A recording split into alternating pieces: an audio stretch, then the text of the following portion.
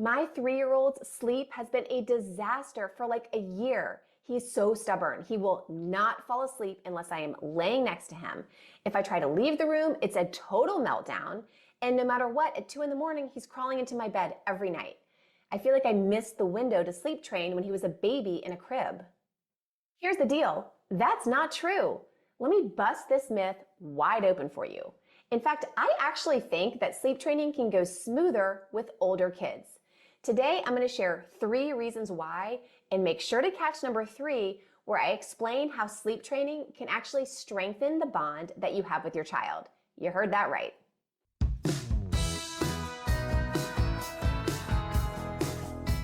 Your child's need for sleep is more crucial now than ever.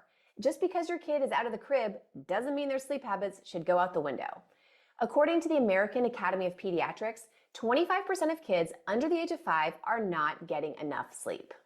So the optimal time to start sleep training your kid was yesterday, but the next best time is today. There's 3 pivotal reasons why sleep training your older kid is not only feasible, but crucial. Reason number 1, sleep is crucial for your child's growth and development. Research consistently shows that sleep is essential for the mental and physical development of your child. It significantly influences memory, mental acuity, and mood. And you know what it feels like to be sleep deprived because you're likely feeling the effects too.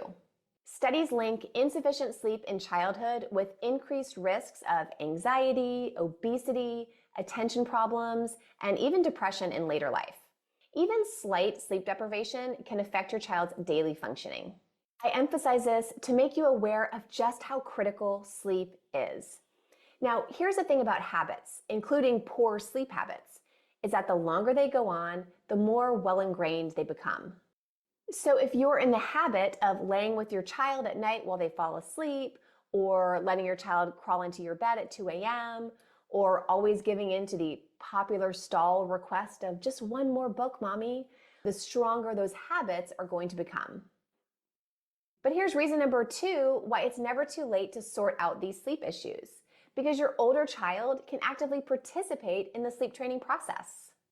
Unlike infants who are passive in the sleep training process because they're confined in a crib and they basically stay where you put them, your older child has strong opinions and determination. They have big emotions and they're very verbal, and they really want to call the shots. This is where the nightly battles stem from. It's essentially a battle for control. And a battle that you might be losing. But you can actually turn this into your advantage by tapping into and really recognizing where your child is at developmentally, and then setting boundaries that are in line with their level of maturity.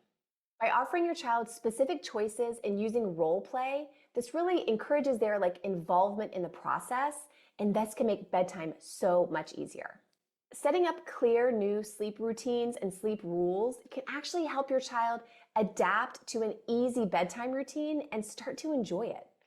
Believe it or not, the kiddo who is running out of the room a million times asking you for more sips of water and seems totally unable to fall asleep unless you're next to them can learn to enjoy the bedtime routine, fall asleep easily, and sleep through the night without you.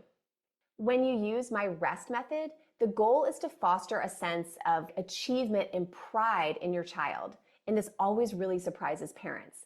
But the truth is, when we are very crystal clear on our boundaries and expectations, it gives our kids a chance to just beam with pride.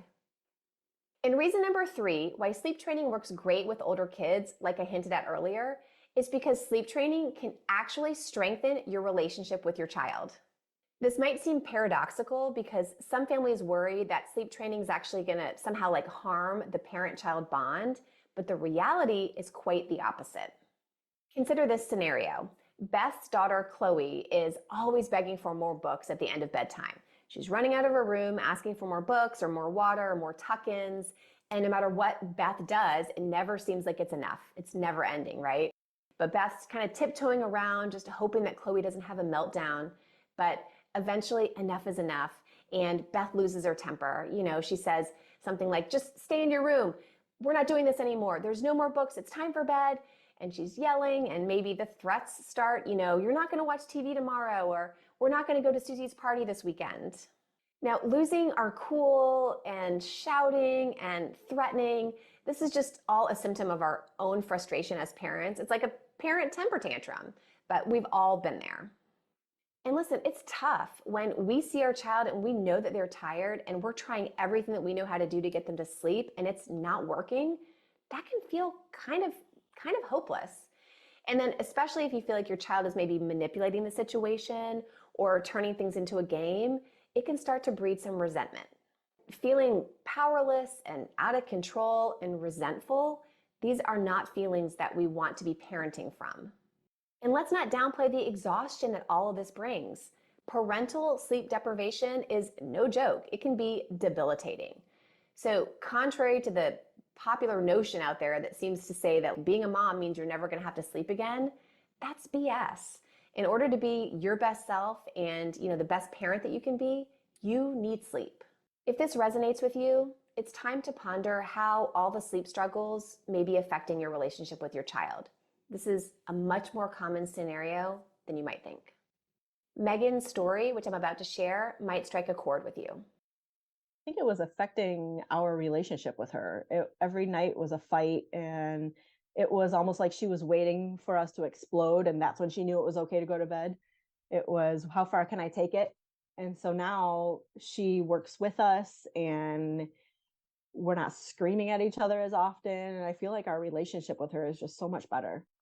Now that you understand the urgency of establishing good sleep habits for your kids, no matter what their age is, check out this video on the rest method.